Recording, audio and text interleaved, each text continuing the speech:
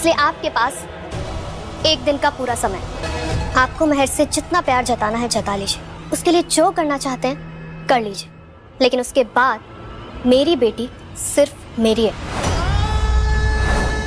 अपने माँ होने के पूरे सबूत मैं आपको दे, और वैसे भी मैंने डिसाइड किया है कि इसकी आगे की जिंदगी मैं इसी की वजह से जीऊंगी, इसलिए मैं अपनी बच्ची आपको नहीं दे सकती।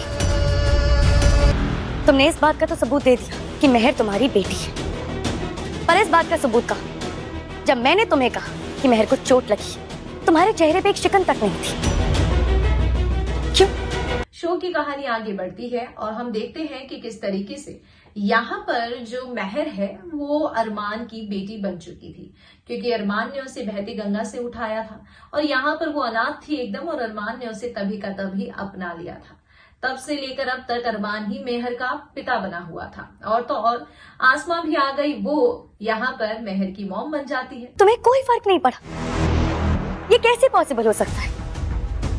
माँ होने का सबूत ही यही है कि अगर बच्चों को दर्द हो तो माँ की आंखों से आंसू आ जाते हैं। तुम्हारी आंख से आंसू तो दूर, तुम्हारी शक्ल पे एक शिकन भी नहीं थी सिमी।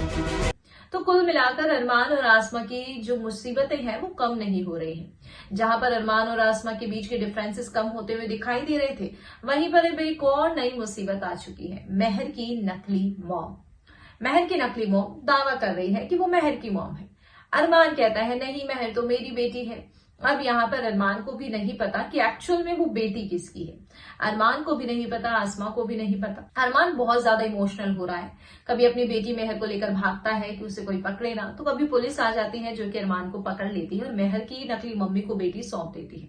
लेकिन अब यहाँ पर अरमान और आसमा जो है काफी ज्यादा परेशान है। आसमा अरमान को समझाती है, देखो भाई ऐसे तो चलेगा नहीं, हमें एक लॉयर हायर करना पड़ेगा। एक लॉयर हायर करते हैं, शायद वही हमारी मदद कर पाएगा। देखते हैं हम आने वाले एपिसोड में क्या होगा। कमेंट सेक्शन में आप अपनी राय बताइए और कर दीजिए चैनल को सब्सक्राइब।